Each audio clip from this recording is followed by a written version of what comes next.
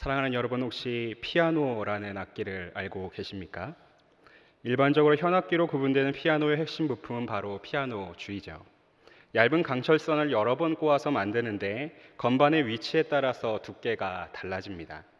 문제는 정확한 위치에 두고 두께만 다르다고 해서 원하는 음을 낼 수가 없다라는 것이죠. 바른 위치에 놓은 피아노 줄을 위아래에 걸쇠에 걸어서 잡아당기는 힘이 들어가야지만 우리가 알고 있는 그 도레미의 음을 낼 수 있습니다. 그래서 피아노 줄의 생명은 잡아당기는 힘을 얼마나 견뎌내느냐에 달려 있습니다. 조금만 힘을 주어도 금방 끊어지는 줄은 쓸모가 없기 때문이죠. 따라서 피아노 장인들은 좋은 피아노 줄을 만들기 위해서 줄의 양 끝을 붙들고 잡아당기는 인장 강도 실험을 합니다. 피아노 줄이 끊어질 때까지 힘을 주어서 얼마나 버틸 수 있는가를 알아보는 것입니다. 장인들이 이 피아노 줄을 실험하는 것처럼 하나님께서는 때때로 그분의 백성을, 여러분들을 시험하십니다. 물론 우리가 완전히 무너질 때까지 시험하시지는 않으시지만 거의 한계점까지 이끄신다라는 것이죠. 그 한 예로 우리는 아브라함을 들 수가 있습니다. 하나님께서 아브라함에게 아들 이삭을 희생제물로 바칠 것을 요구하셨던 시험인 것이죠. 창세기 22장 2절 말씀입니다. 여호와께서 이르시되 내 아들 내 사랑하는 독자 이삭을 데리고 모리아 땅으로 가서 내가 내게 일러준 한 산 거기서 그를 번제로 드리라. 말씀만 놓고 보면 정말 끔찍한 내용입니다. 세상 어느 부모가 자식을 바치라는 그 요구를 받아들일 수 있겠습니까? 그런데 그 요구를 다른 누구도 아니라 하나님이 하고 계십니다. 상상하기 어려운 고통을 이 아브라함은 감당해야만 하는 것이죠. 아들의 팔과 다리를 묶었어야 했고 자신의 머리 위로 칼을 높이 들었습니다. 그리고 바로 그때 하나님이 아브라함을 막으시면서 이렇게 말씀하십니다. 창세기 22장 12절 말씀입니다. 사자가 이르시되 그 아이에게 내 손을 대지 말라. 그에게 아무 일도 하지 말라. 내가 내 아들 내 독자까지도 내게 아끼지 아니하였으니 내가 이제야 내가 하나님을 경외하는 줄을 아노라. 하나님께서 아브라함의 칼을 멈추시고 이제야 내가 하나님을 경외하는 줄 알았다라고 말씀합니다. 사랑하는 여러분, 하나님은 전지하신 분이십니다. 모든 걸 다 알고 계신 분이시죠. 그런데 그 하나님께서 지금 아브라함의 마음을 정말 모르셔서 이런 엄청난 시험을 주신 것일까요? 그게 아닌 것이죠. 100세에 얻은 소중한 아들 그 이삭에게만 집중하기 시작하는 아브라함을 돌이키기 위하여 이 시험을 허락하셨습니다. 하나님께서 귀하게 허락하신 이 이삭을 우상처럼 떠받들려 했던 아브라함을 고치기 위하여 하나님은 그를 시험하신 것이죠. 바로 이처럼 하나님은 당신의 백성을 시험할 때가 있습니다. 그러나 그 시험의 목적과 이유가 무엇입니까? 다른 어떤 것이 아니라 우리의 유익함을 위한 것입니다. 우리가 하나님 앞에서 보다 하나님의 자녀다움으로 성숙하고 성장하기 위하여 훈련시키고자 시험하신다라는 것이죠. 우리 야고보서 1장 2절에서 4절까지 말씀 같이 함께 읽도록 하겠습니다. 야고보서 1장 2절에서 4절의 말씀입니다. 시작. 내 형제들아, 너희가 여러 가지 시험을 당하거든 온전히 기쁘게 여기라. 이는 너희 믿음의 시련이 인내를 만들어내는 줄 너희가 알미라. 인내를 온전히 이루라. 이는 너희로 온전하고 구비하여 조금도 부족함이 없게 하려 함이라. 아멘. 오늘 본문에서도 하나님은 다윗을 한계점까지 시험하십니다. 영적 인장 강도를 확인하고 계신 것이죠. 다윗이 당하고 있는 고통의 정체가 무엇인지 정확히 알 수는 없으나 중요한 것은 다윗이 여러 번 그 한계점까지 시험을 받았다라는 사실입니다. 그의 대적들과 악을 행하는 자들이 언급되는 것으로 보아서 여러 가지 모양들로 다윗을 괴롭히는 사람들이 있었고 다윗은 고통에 사로잡혔다라는 것이죠. 그러나 우리가 반드시 기억해야 될 것은 무엇이냐면 이 시험이 있다 할지라도 그 시험의 결말과 결과는 반드시 승리로 끝난다라는 것입니다. 우리가 살펴보겠지만 10절 말씀에 이렇게 기록됩니다. 내 모든 원수들이 부끄러움을 당하고 심히 떨미어 갑자기 부끄러워 물러가리로다. 사랑하는 여러분, 신자는 하나님의 시험과 연단을 경험할 때 고통스럽다라는 것이 당연합니다. 그러나 반드시 기억할 것, 그 후에 의와 평강의 열매를 맺는다라는 것이죠. 시편 6편의 다윗의 호소와 그 부르짖음은 비록 고통스럽다 할지라도 승리로 결론 지어진다는 것, 그것이 바로 오늘 밤 저와 여러분이 하나님으로부터 주어지는 큰 은혜인 것을 꼭 기억할 수 있기를 간절히 소망합니다. 사랑하는 여러분, 하나님의 시험을 견디는 자는 반드시 승리하게 될 것입니다. 이런 이런 주제를 가지고 시편 6편을 보면 매우 특이한 모습을 볼 수가 있습니다. 바로 그 시작에서부터 다른 어떤 것에 대한 설명 하나 없이 그저 여호와여라고 시작한다라는 것이죠. 다윗이 여호와여라고 하면서 시편 6편을 하나님을 부르며 시작하고 있습니다. 마치 벼랑 끝에 서 있는 사람처럼 아주 급박하게 하나님을 부르고 있는 것이죠. 왜 그럴까요? 다윗이 하나님께서 자신의 문제의 시작이자 끝이라는 것을 잘 알고 있었기 때문입니다. 지금 이 순간 자기가 처해 있는 문제의 핵심이 원수 때문이 아니라 하나님이라는 것을 알고 있다라는 것이죠. 그렇다면 명확합니다. 문제가 하나님이시라면 당연히 그 해결책도 하나님이신 것이죠. 우리 1절 말씀 같이 읽도록 하겠습니다. 시작. 여호와여, 주의 분노로 나를 책망하지 마시오며 주의 진노로 나를 징계하지 마옵소서. 다윗은 하나님께 자신을 책망하거나 징계하지 말아달라고 요청합니다. 그런데 말씀을 좀 자세히 보면 단순히 징계하지 말아주십시오, 나 좀 혼내지 말아주십시오, 꿀밤 좀 때리지 마십시오, 이런 이야기가 아니다라는 거죠. 지금 다윗이 하는 얘기는 바로 이것입니다. 하나님께서 자신을 하나님의 심판 아래에 있는 죄인처럼은 다루지 않았으면 좋겠다라는 것입니다. 하나님의 심판 아래에 있는 죄인처럼은 다루시지 말아달라라는 것이죠. 하나님께서 분노의 마음으로, 진노의 마음으로 자신을 징계하지는 않았으면 좋겠다라고 요구하고 있습니다. 이와 동일한 요구를 예레미야 선지자도 한 적이 있습니다.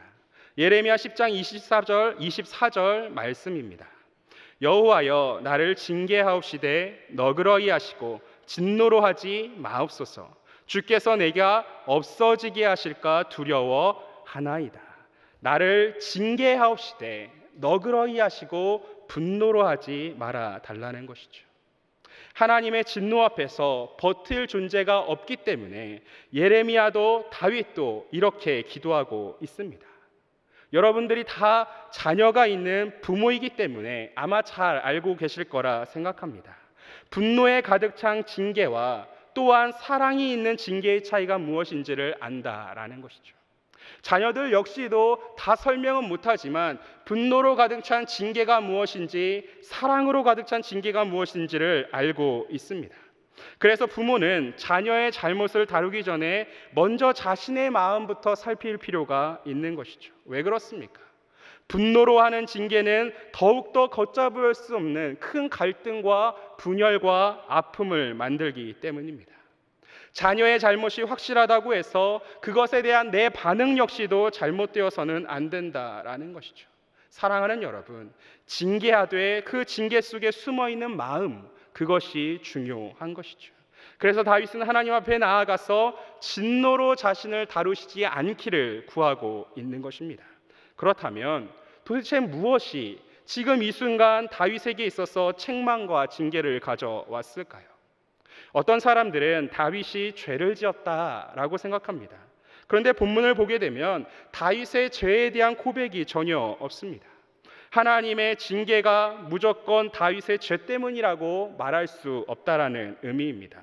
더군다나 이 1절에 기록된 책망과 징계는 심판을 언급하기도 하지만 때로는 어려운 인생의 교훈을 가르치는 것을 의미하기도 하고 부모로서 잘못을 바로잡는 정당한 권한을 뜻하기도 합니다. 당연히 하나님께서 죄로 인하여 여러분의 삶에 어려움을 주시는 것도 사실입니다. 그러나 또한 그 사실 양면에 있는 바로 이 내용도 간과해서는 안 된다라는 것이죠. 하나님께서 여러분들을 참된 신자로, 온전한 하나님의 자녀로 경건하게 만들기 위하여 여러분들이 지금 이 순간도 최선을 다하고 있지만 때로는 고난 속에서 여러분을 훈련할 때가 있다라는 것입니다. 왜 그렇습니까? 하나님은 여러분들을 사랑하시고 여러분들이 더욱더 장성한 분량까지 나아와 정결한 자가 되기를 보길 원하시고 그것을 가장 기뻐하시기에 그렇습니다. 그래서 세상에서의 삶이 마음대로 잘 풀리지 않을 때 우리가 종종 하나님께서 나의 죄로 인하여 나의 잘못으로 인하여 나에게 화가 나셨다고 오해하는 순간이 있습니다. 하나님의 그 징계의 무거움을 통하여 화가 났다라고 느껴질 만큼 굉장히 괴롭기 때문이죠. 그러나 우리가 반드시 기억할 것이 무엇입니까? 늘 잘못과 죄 때문이 아니라 우리의 더욱더 큰 성장과 성숙을 위해서 하나님은 때로 우리에게 권면하시고 징계하시고 고난을 허락하신다라는 것입니다. 지금 다윗은 바로 이 하나님 앞에 나아가 그 징계를 이해하고 있는 것이죠. 나의 죄 때문에 대한 징계가 아니라 나 자신을 성장시키기 위한 하나님의 교훈을 배우기 원한다라고 고백하고 있는 것입니다.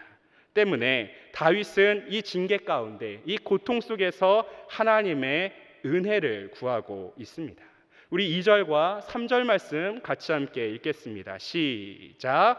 여호와여 내가 수척하였사오니 내게 은혜를 베푸소서. 여호와여 나의 뼈가 떨리오니 나를 고치소서. 나의 영혼도 매우 떨리나이다. 여호와여 어느 때까지니까. 다윗은 하나님께서 자신의 삶에 고통을 가져왔다 할지라도 도망치려 하거나 주먹을 불끈쥐고 위협하지를 않습니다. 대신에 다윗이 하는 것은 다른 어떤 것이 아니라 하나님 앞에 나아가 하나님의 은혜를 구한다라는 것이죠. 이 징계와 고통의 원인이 되신 그 하나님 앞에 나아가서 회복과 치유를 바라고 있습니다. 이 짧은 2절의 말씀 속에 다윗은 3번이나 여호와여 여호와여 여호와여라고 부르짖고 있는 것이죠. 이 문제를 해결할 수 있는 분 하나님밖에 없음을 알고 있기 때문에 다른 무언가를 바라지 않는 믿음 속에서 오직 하나님만을 바라보며 그분의 치유와 회복을 구하고 있다라는 것입니다. 사랑하는 여러분, 이처럼 우리 신자에게는 고통의 시간이 아니고서는 결코 가질 수 없는 성숙과 성장된 믿음이 있습니다. 위태롭지 않은 그 편안한 삶에서 하나님을 믿는다라는 것, 그것은 어떤 의미에서 매우 쉬운 일일 수도 있습니다. 그런데 정말 아무것도 없고 홀로 설 수 없는 시간 속에서 하나님을 신뢰한다, 그건 너무나도 어려운 일인 것이죠. 그래서 이렇게 말씀드려 죄송하기는 하지만 때로 위태로움을 겪어보지 않았던 신앙, 삶의 소망을 잊어버린 적 없는 그 신앙은 여전히 아직도 어린아이와 같은 신앙, 미숙한 신앙이라 말할 수밖에 없는 것입니다. 종교개혁 이후에 웨스트민스터 총회에 참석했던 사무엘 러더퍼드 목사님이 있습니다. 그 목사님께서 이런 말을 남깁니다. 은혜는 겨울에 가장 많이 자란다. 하나님의 목적이 깃들지 않은 고난은 없다. 은혜는 그 매서운 바람이 불고 날이 추운 겨울에 가장 잘 자란다라는 것이죠. 여러분의 삶 속에 있는 그 고난 속에 그 어떤 것도 하나님의 목적이 깃들지 않은 것은 없다라는 것입니다. 그리고 다윗은 이 고난을 통하여 믿음의 향기를 내는 자가 되는 것입니다. 자신의 그런 혼란 속에 두신 하나님께 은혜를 간구하며 자신이 더욱더 성장하고 성숙될 수 있도록 하나님을 붙든다라는 것이죠. 다윗이 당한 고통을 생각하면 이 믿음이 얼마나 아름답고 높은 것인가를 우리는 더욱더 깊이 알 수 있습니다. 우리가 이 수척하다라는 단어를 성경에 볼 수가 있는데 이 수척하다라는 단어는 사실 성경에서 딱 한 번 나오는 단어입니다. 그리고 그 의미는 시들고 말라버린 식물인 것이죠. 즉 자신의 생명이, 이 다윗의 영혼이 주님 앞에서, 이 고통 앞에서 시들고 말라간다라는 것입니다. 그리고 바로 여기에 떨리오니가 붙어 있습니다. 이 떨린다라는 표현은 보통 혼란스럽다, 당황하다, 두려워하다라고 번역됩니다. 하나님의 시험이 고통스러운 것은 무엇입니까? 그 우리가 전혀 예측할 수 없었던, 예상할 수 없었던 혼란과 당황과 두려움이기 때문입니다. 다윗이 전혀 생각하지 못했던 그 두려움과 혼란과 당황스러움 속에 말라가고 있다라고 고백합니다. 정신이 아득할 만큼 두렵다라는 것이죠. 사랑하는 여러분, 여러분들은 어떠십니까?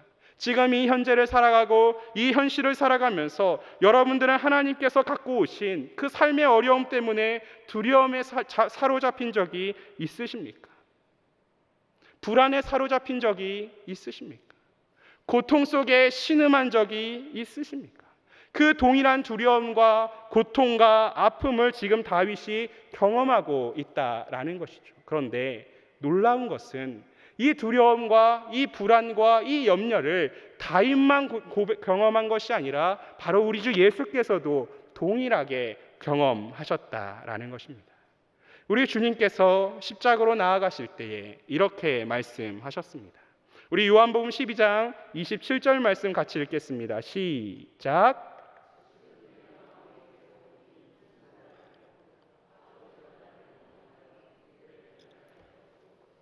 그러나 내가 이를 위하여 이때에 왔나이다. 지금 내 마음이 괴로우니 무슨 말을 하리요. 예수님은 이 땅에서 그 고통을 평화롭고 웃으면서 지나가지를 않으셨습니다. 예수님은 완전한 하나님이셨으나 완전한 사람이셨습니다. 성부 하나님께 순종하심으로써 모든 아픔과 고통을 견뎌내셨습니다. 그리고 이 사실이 지금 이 현실을 살아가고 있는 저와 여러분들에게 가장 큰 위로가 되는 것이죠. 예수님께서 우리의 고통을 알고 계십니다. 잘 알고 계시기 때문에 지금도 이 순간 우리를 보살펴 주시고 우리를 위하여 가장 정확하게 기도하고 계십니다. 하나님의 뜻 안에서 우리가 당하는 고통을 그 예수님이 직접 겪으셨기에 그렇습니다. 예수님은 하나님이시니까 그래서 이 땅에서의 고통과 고난을 쉽게 감당하셨을 거란 생각은 너무나도 큰 착각이고 오해가 된다라는 것이죠. 바로 이 두려움과 이 염려와 이 고통과 이 괴로움에 대해서 다윗은 6절과 7절을 통해 조금 더 구체적으로 우리에게 이야기해주고 있습니다. 내가 탄식함으로 피곤하여 밤마다 눈물로 내 침상을 띄우며 내 요를 적시나이다. 내 눈이 근심으로 말미암아 쇠하며 내 모든 대적으로 말미암아 어두워졌나이다. 우리가 3절에서 봤던 어느 때까지입니까? 라는 그 물음이 절로 나오는 상태인 것이죠. 매일 밤 흘리는 눈물로 인하여서 자신의 침대가 방 이곳저곳을 떠다닐 정도라고 이야기합니다. 자신의 눈이 쇠하고 어두워졌다라고 말합니다. 당시 이스라엘 문화에서 눈이라는 것은 육신의 강건함을 상징하는 부위였습니다. 그래서 눈이 어두워졌다라는 말은 자신의 힘과 능력이 바닥났다라는 것이죠. 지금 이 순간 다윗은 마르고 수척하여 이제 그 영육이 많이 지쳤으며 우울하다라고 말하고 있는 것입니다. 사랑하는 여러분, 제가 우울했다라고 이야기를 하면 어떤 분들은 이렇게 이야기합니다. 목사님, 하나님 믿는 사람이 어떻게 우울할 수가 있습니까? 하나님이 살아계신데 어떻게 우울하다는 이야기를 할 수가 있겠습니까? 라고 이야기하시는 분이 종종 계십니다. 아닙니다, 여러분. 하나님을 믿는 사람이기 때문에 더욱 그럴 수가 있다라는 것이죠. 신자라고 해서 사망의 음침한 골짜기를 피해가지 않기 때문입니다. 찬송가 585장 내주는 강한 성의호를 작사 작곡했던 마르틴 루터는 만성 우울증으로 유명했던 사람입니다. 지난 과거의 수많은 설교자 중에 가장 뛰어난 설교자였던 찰스 스펄전 목사님 역시 강대상에서 직접 자신의 우울증을 고백한 적도 있습니다. 비록 우리에게 유익하다 할지라도, 그것이 우리에게 가장 큰 양약인 것을 알고 있다 할지라도 하나님의 시험을 받는다라는 것은 정말로 고통스럽고 지치고 우울할 수 있는 일인 것이죠. 그러므로 때로 우리 곁에 있는 그 낙담하고 좌절한 형제와 자매와 가족과 이웃이 있다 했을 때 우리는 어찌 그럴 수 있냐며 함부로 대해서는 안 되는 것입니다. 왜냐하면 지금 이 순간 그는 하나님의 훈련을 받고 있기 때문인 것이죠. 더욱더 나아가기 위하여 하나님의 손길 속에 있는 것일 수 있기에 그렇습니다. 그러므로 우리는 오히려 그 낙심하는 자를 향하여, 두려워하는 자를 향하여, 근심하는 자를 향하여서 그리스도에서 한 몸의 이름을 통하여 함께 눈물을 흘려주고 함께 근심하여주고 함께 울어주면서 그가 회복하여 나아올 수 있도록 그의 형제와 자매로서 그 곁을 지켜줘야 한다라는 것입니다. 오히려 우리가 그들에게 더욱더 많은 눈물을 흘리게 만들고 더욱더 많은 근심을 하게 만들고 더욱더 많은 두려움에 휩싸이게 만들어서는 안 된다라는 것이죠. 우리로 인하여 다른 누군가가 슬퍼한다면 그 모습 가운데 하나님이 더욱더 슬퍼하시기에 그렇습니다. 사랑하는 여러분, 우리는 서로를 보듬고 안아주어야 한다라는 것이죠. 특별히 좌절하고 근심하며 고통 속에 하나님의 시험을 받고 있는 자가 있다면 그를 내 몸같이 여겨 품어 주실 필요가 있습니다. 그리고 그것을 우리는 기독교라 부릅니다.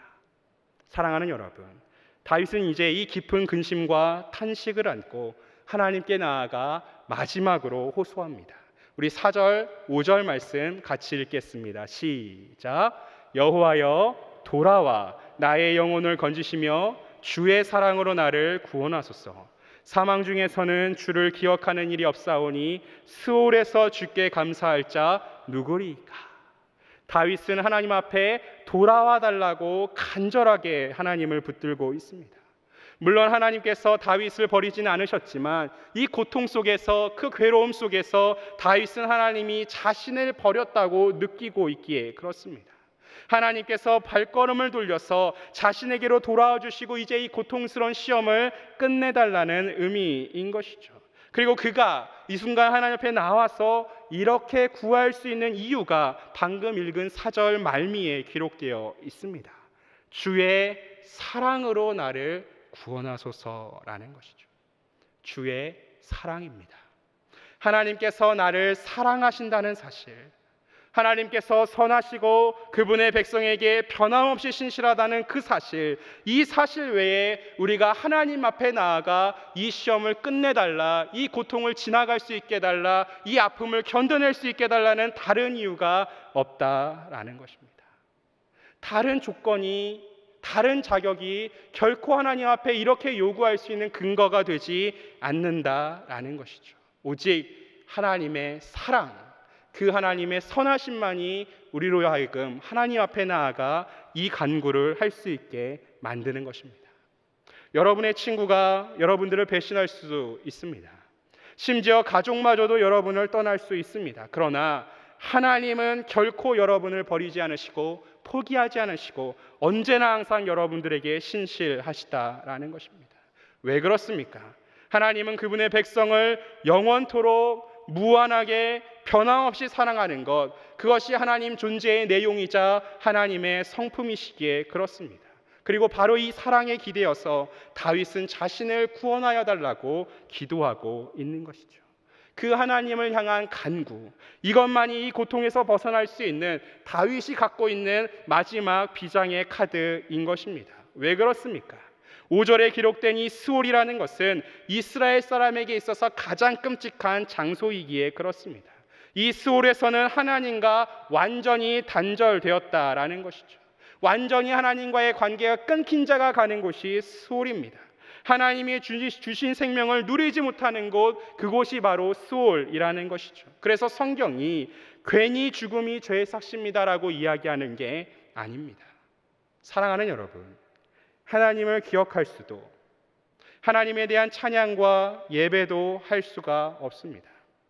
여러분의 삶에 더 이상 하나님을 기억할 수도 없고 하나님을 향한 찬양과 예배를 하지 못한다, 한번 생각해 보십시오.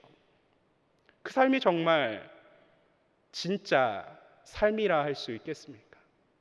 그 삶을 정말 참된 삶이라 여길 수 있겠습니까? 그런 삶은 살아도 죽은 삶이요, 죽었음에도 불구하고 살았다 오해하는 공허하고 허무한 삶인 것입니다. 그러므로 다윗은 그 하나님의 시험 속에서 고통을 당하면서도 누구만 붙들고 있는 겁니까? 하나님만 붙들고 있는 겁니다. 사랑하는 여러분, 우리가 코로나19에서 회복되었습니다만 여전히 우리의 일상은 어려움이 존재합니다. 점점 장기화되는 경기 침체를 겪고 있습니다. 전쟁의 위협이 바로 우리 눈앞에서 펼쳐지고 있습니다. 저출산을 위하여 곧 있으면 이 한국 사회가 멸망할 것이라 이야기까지 나오는 그 괴롭고 힘겨운 순간을 우리는 지나가고 있습니다. 그리고 이 어려움 속에서 점점 우리는 찬양과 예배조차도 힘들어하고 있습니다.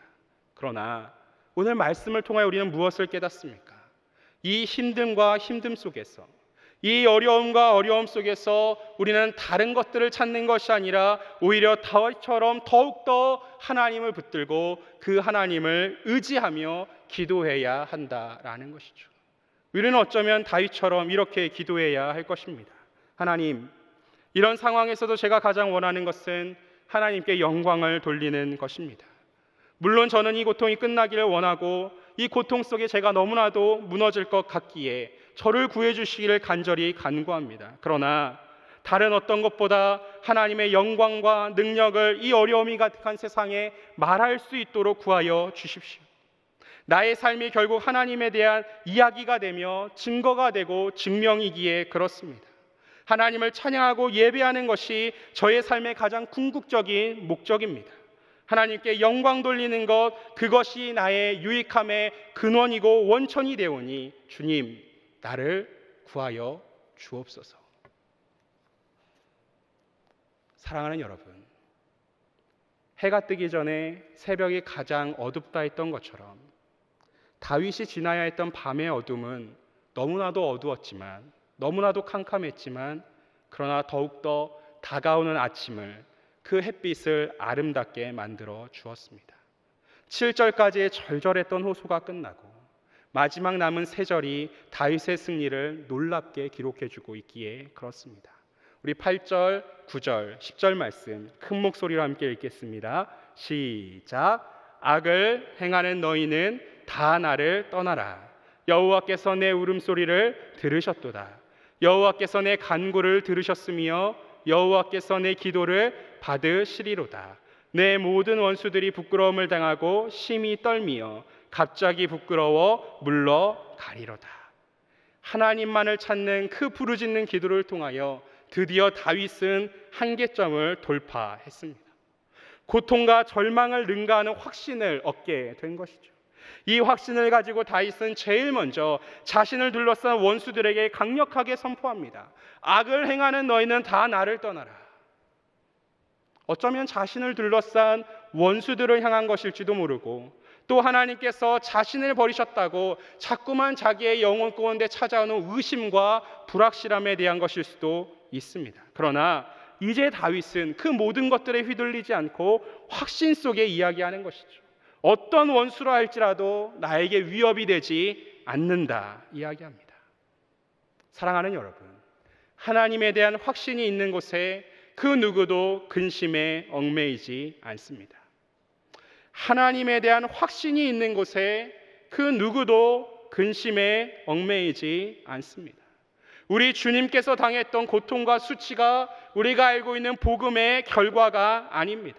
그 고통을 넘어서서 지나쳐서 부활하신 예수님이 세상을 심판하시고 모든 대적과 원수들을 하나님 나라에서 추방하시는 것, 그것이 우리가 알고 있는 복음의 결말이고 결과인 것입니다. 저와 여러분은 바로 이 복음을 믿는 사람들인 것이죠. 예수님의 복음은 고통이 아니라 승리가 마지막인 것입니다. 이 복음을 믿는 자, 이 사실을 알고 있는 자가 참된 신자요 하나님의 자녀인 것이죠.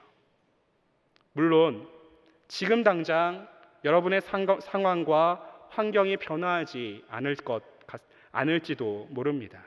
그래서 9절은 2개의 시제를 번갈아서 사용하고 있는 것이죠. 들으셨으면은 과거에 완료된 것, 받으시리로다는 아직 이루어지지 않은 미래의 것입니다. 하나님께서 그의 기도를 들으셨다는 사실 외에 다윗에게 변화된 것은 아무것도 없는 것처럼 보일 수 있습니다. 그러나 다윗은 힘차게 일어섰다라는 것이죠. 왜 그렇습니까? 그에게 중요한 것은 하나님이 자신의 기도를 들으시고 받으셨다라는 사실이 있기 때문입니다. 하나님이 들으셨고 받으셨다라는 것이죠. 그러므로 우리가 시험을 받을 때에 우리가 고통을 당할 때에, 우리가 연단을 받을 때에 우리는 다른 어떤 것이 아니라 믿음 안에서 하나님께서 반드시 응답하실 것이라는 이 약속을 붙드는 게 정말 중요한 것입니다. 사랑하는 여러분, 오늘 이 시간 하나님께서 여러분들에게 영적인 인장 강도를 확인하는 시험을 혹시 주셨습니까? 하나님께서 지금 이 순간 여러분들을 잡아당기고 계십니까? 언제 끊어질지 모를 정도로 늘어난 피아노 줄 같다라고 느끼시는 분이 있으십니까? 계속하여 하나님 앞에 나와 어느 때까지입니까? 어느 때까지입니까? 묻고 싶을 만큼 괴로워서 신음하고 있는 분이 계십니까? 그러나 여러분보다 하나님께서 이 시험의 목적이 무엇인지를 가장 잘 알고 계십니다. 하나님께서는 여러분들을 결코 견딜 수 없을 만큼 시험하지 않으실 것입니다. 그리고 반드시 다윗의 고통스러운 호소가 영광의 승리로 이어졌던 것처럼 여러분들도 그 고통을 넘어서 승리할 수 있도록 반드시 인도해 주실 것입니다. 그러므로 이 말씀, 오늘 이 시간, 오늘 이 밤 가운데 여러분의 품 가운데 간절히 끌어안고 하나님이 허락하신 은혜 속에서 위로와 격려를 얻기를 소망합니다. 우리 마지막으로 히브리서 12장 1절과 2절 말씀 한 목소리로 함께 읽도록 하겠습니다. 시작. 이러므로 우리에게 구름같이 둘러싼 허다한 증인들이 있으니 모든 무거운 것과 얽매이기 쉬운 죄를 버리고 인내로써 우리 앞에 당한 경주를 하며 믿음의 주요 또 온전하게 하신 이 예수를 바라보자. 그는 그 앞에 있는 기쁨을 위하여 십자가를 참으사 부끄러움을 개의치 아니하시더니 하나님 보좌 우편에 앉으셨느니라. 힘드십니까? 어려우십니까? 고통스러우십니까? 기억하시길 바랍니다. 믿음의 주요 또 온전하게 하시는 예수를 바라보자. 예수만을 바라볼 수 있는 우리 성육교의 모든 성도들 될 수 있기를 주님의 이름으로 간절히 축복합니다.